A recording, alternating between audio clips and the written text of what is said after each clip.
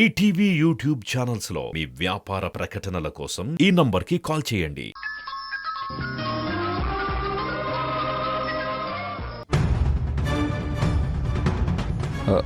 ఈసారి నువ్వు నేను లేకుండా ఆ డాక్టర్ని కలవడానికి వెళ్ళకూడదు. ఇద్దరం కలిసే వెళ్ళాలి. కనీసం ఈ విషయంలోనైనా నువ్వు మాట మీద ఉంటావు అనుకుంటున్నాను. ఇదేంటి యష్ కొత్తగా మాట్లాడుతున్నాడు? పిల్లల గురించి నిజం తెలుసుకోవడానికి నేను ఆ డాక్టర్కి హెల్ప్ చేస్తున్న విషయం యష్కి తెలిసిపోయిందా?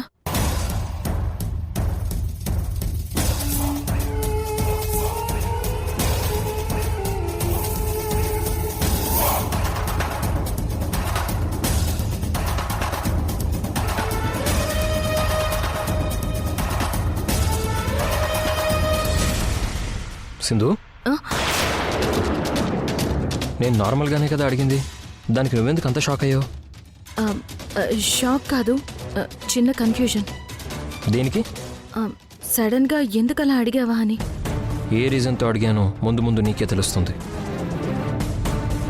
బట్ నువ్వు నాకు మాట ఇవ్వాలి, నేను లేకుండా ఈసారి నువ్వు ఆ డాక్టర్ని కలవను అని. నీ మాంగళ్యానికి మాత్రం గండం తప్పదు.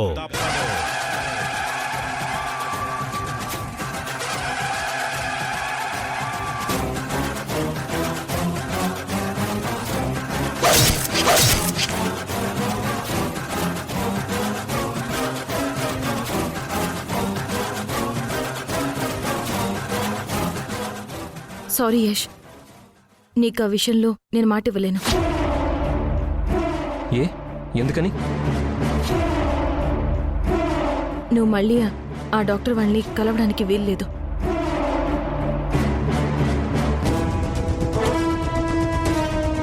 అయినా నేను కలిస్తే నీకేమన్నా ప్రాబ్లమా? ప్రాబ్లం నాకు కాదు, నీకు. అందుకే వద్దు అంటున్నాను. నీ తలకి దెబ్బ తగిలిన దగ్గర నుంచి మీ అమ్మ సంధ్య తెగ టెన్షన్ పడుతున్నారు. నా వల్లే జరిగింది అని నన్ను కొట్టబోయారు. నువ్వే చూసావు కదా. రేపు వాళ్ళ వల్ల నీకేదన్నా జరిగితే నన్నే అంటారు. అర్థం చేసుకో ప్లీజ్. ఏంటి మళ్ళీ కొత్త నాటకం? నీ మాటలు వింటుంటే నాకు ప్రాబ్లంలా అనిపించడం లేదు. నేను నీతో ఉంటే నీకు ప్రాబ్లం, అందుకే వద్దంటున్నావు అనిపిస్తుంది. నిజాలు తప్ప ఇందులో ఎలాంటి నాటకాలు లేవు యష్. ఏంటా నిజాలు? డాక్టర్ విషయంలో నువ్వు ఇన్వాల్వ్ కావద్దు. ఆల్రెడీ నేను నీకు చెప్పాను కూడా. వాళ్ళకేదైనా హెల్ప్ చేయాలి అనుకుంటే బయట నుంచి ఇండైరెక్ట్గా చెయ్యి. గౌతమ్ ద్వారా మిగతాదంతా నేను చూసుకుంటాను. నీకేదన్నా అయితే దానికి నేను బాధ్యత వహించాల్సి ఉంటుంది. నాకేదన్నా అవుతుంది, ఓకే. దానికి నీకేంటి బాధ్యత? నీకు నాకు ఏం రిలేషన్ ఉందని అంతగా ఫీల్ అవుతున్నావు? రిలేషన్ లేకపోయినా సరే నీ విషయంలో నాకు రెస్పాన్సిబిలిటీ ఉంది. అదే, ఏ విధంగా? వాస్తవ్ గారి కంపెనీ చైర్మన్గా నీకేదైనా ప్రాబ్లం అయితే ప్రాజెక్ట్ వర్క్కి ఇబ్బంది అవుతుంది.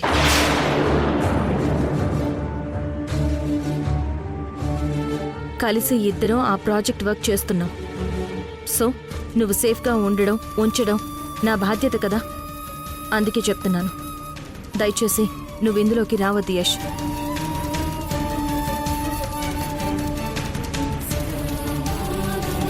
నువ్వు ఆ విషయం అడగడానికి నా దగ్గరకు వస్తే దానికి నేను సమాధానం దొరికింది అనుకుంటాను. ప్లీజ్, ఇంక నువ్వు వెళ్తే నేను పడుకుంటాను.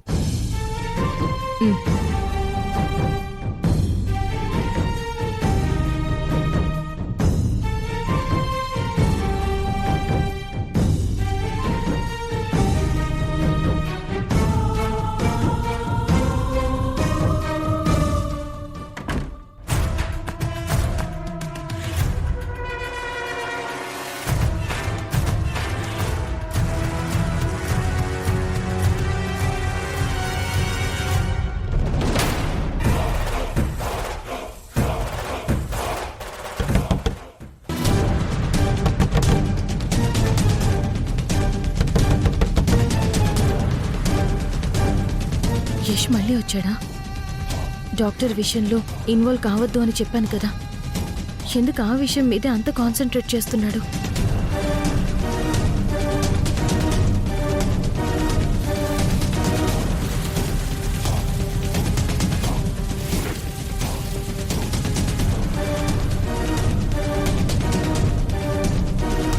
నువ్వా? ఏ యష్ మళ్ళీ వచ్చిండాడు అనుకున్నావా? ఇంతకీ నువ్వెందుకు వచ్చావు? అది ఎన్నే చెప్పాలా, లోపలికొచ్చి చెప్పొచ్చా?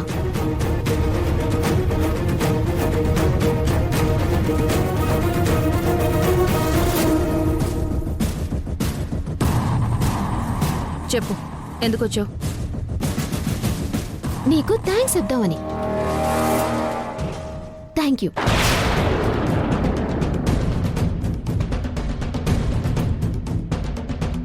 ఏందట్టా షాక్ అయ్యిండావు? ఎప్పుడు నీకు రివర్స్లో ఉండే నేను ఫేవర్తో థ్యాంక్స్ చెప్పిందేంటి? ఇది నిజమా కాదా అని అనుకుంటా ఉండవా? నువ్వు విన్నది నేను అన్నది నిజమే. ఎందుకు నాకు థ్యాంక్స్ చెప్పావు? ఓ విషయంలో నువ్వు నాకు అనుకూలంగా మాట్లాడుండావు కాబట్టే థ్యాంక్స్ చెప్పుండాను. నేను నీకు అనుకూలంగా మాట్లాడానా? అదే యష్ అబ్బి ప్రాణాలకి ఏదైనా ప్రమాదం జరుగుతుంది అనేగా నువ్వు అబ్బిని ఇన్వాల్వ్ అవ్వద్దని చెప్తా ఉండావు. నాకంతా అర్థమైండది. ఓ, మా మాటలు నువ్వు విన్నావా? మీ మాటలు వినలేదో, మీరు మాట్లాడుకోవటం చూసుండాను. యష్ కన్నా నాకు ఎవరు ఎక్కువ కాదు. యష్ అబ్బి అంటే నాకు పిచ్చి ప్రేమ, అభిమానం. యష్ అబ్బి నా జీవితం, తనే నా సర్వస్వం కూడా. ఇదంతా నాకెందుకు చెప్తున్నావు? ఇంకా నీ మనసులో యష్ అబ్బి గురించి ఏమైనా ఆలోచనలుంటే అవన్నీ నువ్వు పూర్తిగా తీసేస్తావని. నువ్వు ఊహించుకునే ఆలోచనలు కానీ అభిప్రాయాలు కానీ యష్ మీద నాకు లేవు. లేకపోతే మంచిదేలే, ఉంటేనే నీకు నాకు గొడవ. ఇప్పుడేమంటావు? నువ్వు యష్ ఏదో సీక్రెట్ గా మాట్లాడుకుంటా ఉన్నారో, అదేంటి దేని గురించి అనే విషయం నాకు కూడా తెలీదు. అది నాకు అనవసరం కూడా. కానీ నువ్వు యష్ అబ్బి సేఫ్ గా ఉండాలి అన్న నీ ఆలోచన నాకు నచ్చి నేను నీకు థ్యాంక్స్ చెప్పుండాను. నువ్వు యష్ అబ్బికి ఎంత దూరంగా ఉంటే ఆయన అంత హ్యాపీగా క్షేమంగా ఉంటారు. అది నువ్వు అర్థం చేసుకుంటే చాలు.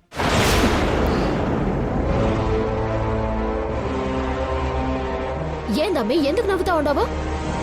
సంధ్య, నువ్వు యష్ లైఫ్లోకి ఎప్పుడొచ్చావో నాకు తెలీదు, కానీ నా లైఫ్ మొదలైందే యష్తో. అది నువ్వు మర్చిపోకు.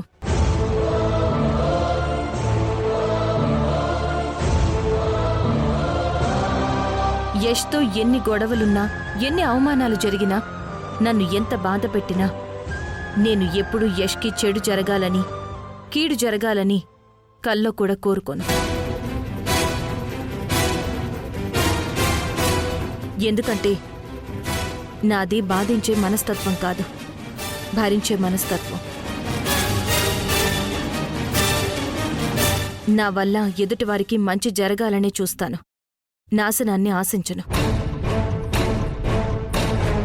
ఆ విషయంలో నువ్వేం టెన్షన్ పడిపోకు. వెళ్ళు.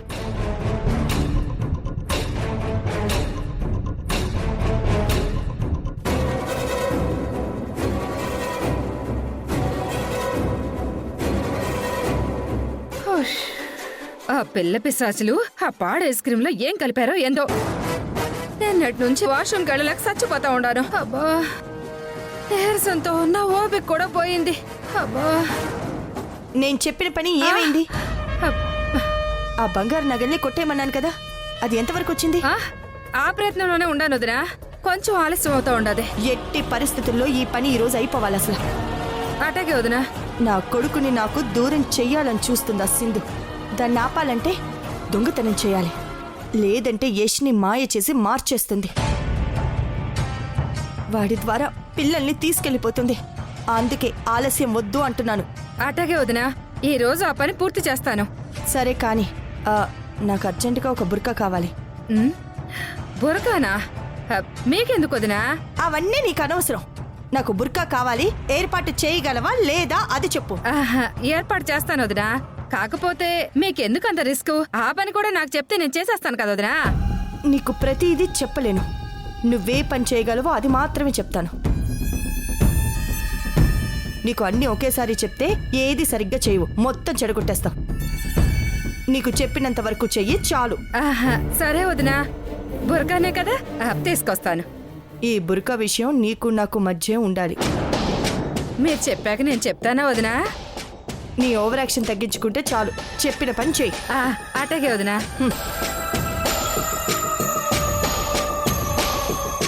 ఇప్పుడు ఏమిటి బురకాతో ఏంటి పని? ఈ బురకా వేసుకుని మా ఆరు వేషంలో ఏమైనా చేయబోతా ఉండదా? అంటే ఈ బురకాతో ఏదో కొత్త నాటకానికి దమయంతి తెరలేపుతా ఉందన్నమాట.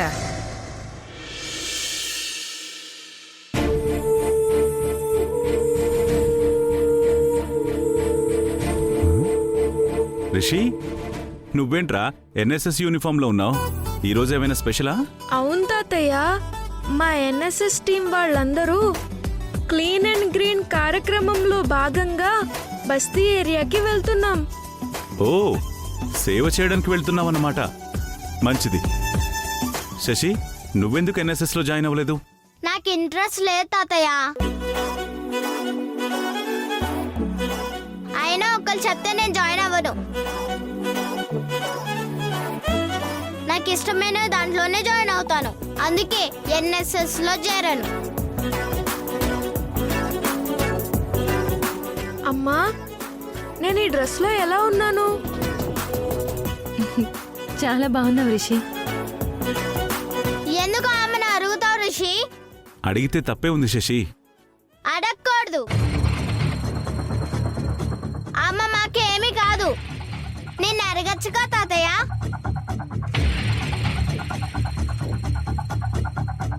సర్లే, ఇంక అడగనులే, వదిలే.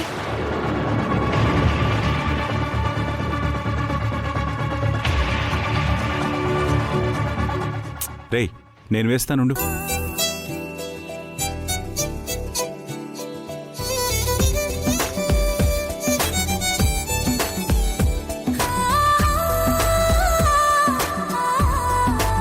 తాతయ్య నాకు కూడా సాక్సులు వేయవా?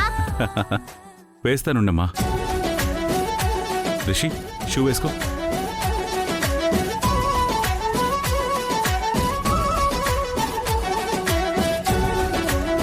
తాతయ్య కొంచెం స్లోగా వేయ్, నొప్పి వస్తుంది. కొత్త సాక్సులు కదా, బాగా టైట్గా ఉన్నాయి. నొప్పి ఉంటుంది. కొంచెం ఓర్చుకో శశి. శశి, సాక్స్ నొప్పి రాకుండా నేను వేయినా? ఏం అవసరం లేదు. నొప్పి వచ్చినా పర్వాలేదు, తాతయ్య వేస్తారు. నువ్వే తాతయ్య.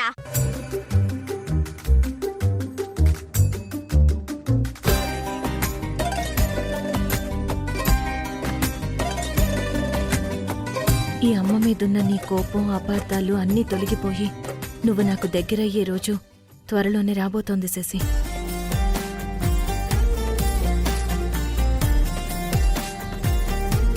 Rishi, Sashi, good morning. Good morning నాన్న. Anu, good morning. Good morning uncle. Sorry. దేనికి నాన్న సారీ? అంటే నిన్న నైట్ మీ అమ్మ బర్త్డేని సెలబ్రేట్ చేస్తానని చెప్పి మాటిచ్చాను కదా. నేను వస్తానని మీరెంతో ఎదురు చూసుంటారు. రాలేకపోయాను. అందుకే సారీ చెప్పి మీకు చాక్లెట్ ఇస్తున్నాను. ఓ, థ్యాంక్ యూ నాన్న. అను, ఈ చాక్లెట్ నీకు. Thank you uncle.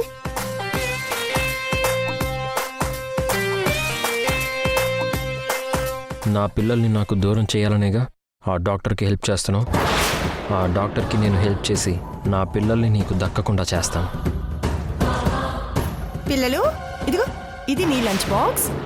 తీసుకోండిరా. ఇదిగో, ఇది తీసుకో. నీకు. తీసుకో. నేను ఎట్టి పరిస్థితుల్లో మీకు మంచి భవిష్యత్తు ఇస్తానే తప్ప ఆ సింధు చేతుల్లో పడి మీ జీవితాలు నాశనం కానివ్వను అసలు. పిల్లలు, స్కూల్కి టైం అవుతుంది, మనం వెళ్దాం. పదండి బ్యాగ్ తీసుకో. పదండి. బాయ్ అమ్మా. బాయ్ అమ్మా. బాయ్ తాతయ్య. ఏ, నేను వస్తున్నాను. Bye daddy. బాయ్ నానమ్మ. బాయ్ నాన్న. బాయ్.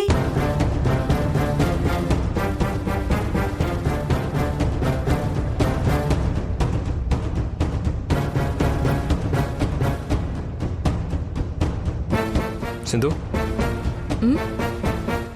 నువ్వు ఆఫీస్కే కదా, నా కార్లో వెళ్దాం. లేదు యష్, నేను క్యాబ్ బుక్ చేసుకున్నాను.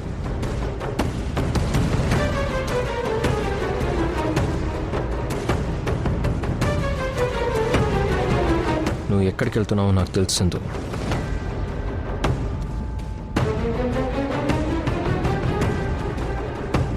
మీ ఇద్దరు ఎవరిని కలవటానికి వెళ్తున్నారో నాకు తెలుసు. మిమ్మల్ని కలవనివ్వను.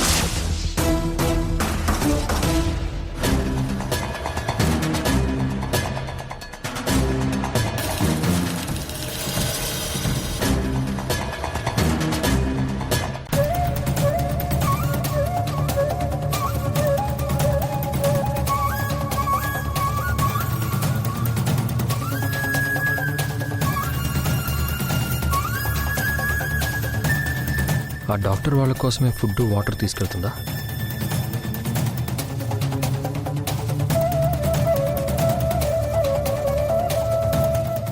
యష్ నన్ను ఫాలో అవుతున్నాడేంటి?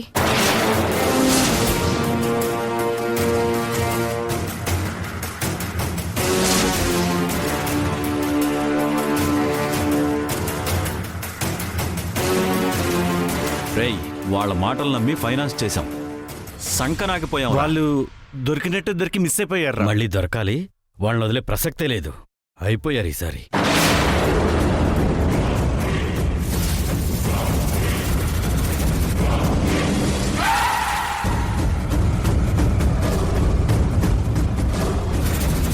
అదిగోరా, ఆ రోజు మనల్ని కొట్టి ఆ డాక్టర్ని కాపాడినవాడు మళ్ళీ ఈ ఏరియాకి వచ్చాడు. పదండ్రా, పట్టుకుందాం. పదండి.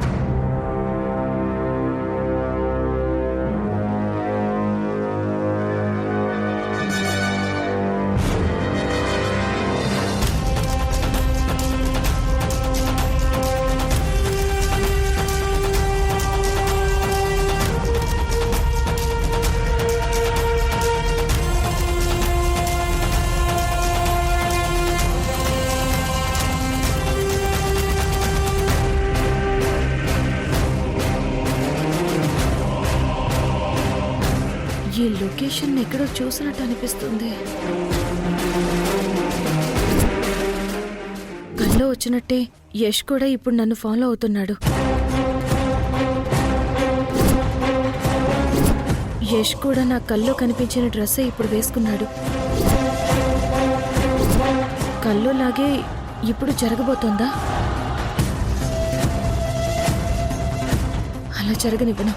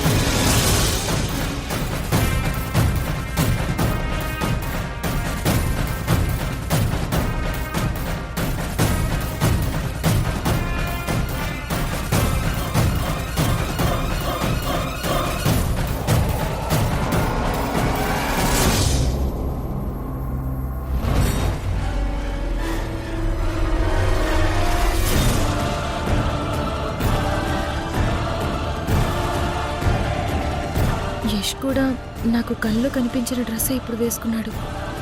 అంటే కల్లో లాగే ఎప్పుడు జరగబోతుందా?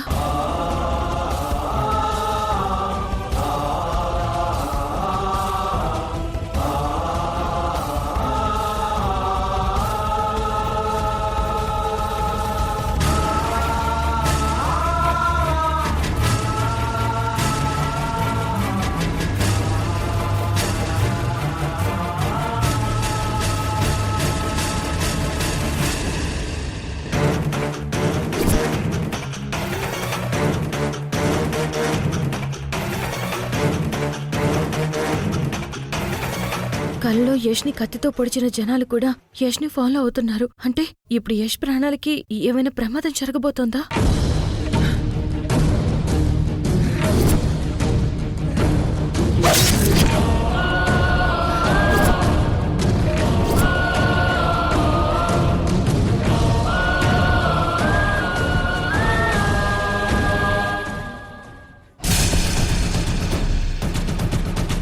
మీరింత ఆకలితో ఉన్నప్పుడు నాకు వెంటనే కాల్ చేయొచ్చు కదండి.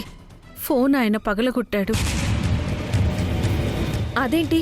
ఎమోషన్లో నేనెక్కడ నీ పేరు దమయంతికి చెప్పేస్తానోనని ఫోన్ పగలగొట్టేశారు. ఆమెకు మీకు ఉన్న సంబంధం ఏంటి? అది ఓ రోజు ఆమె నా దగ్గరకొచ్చి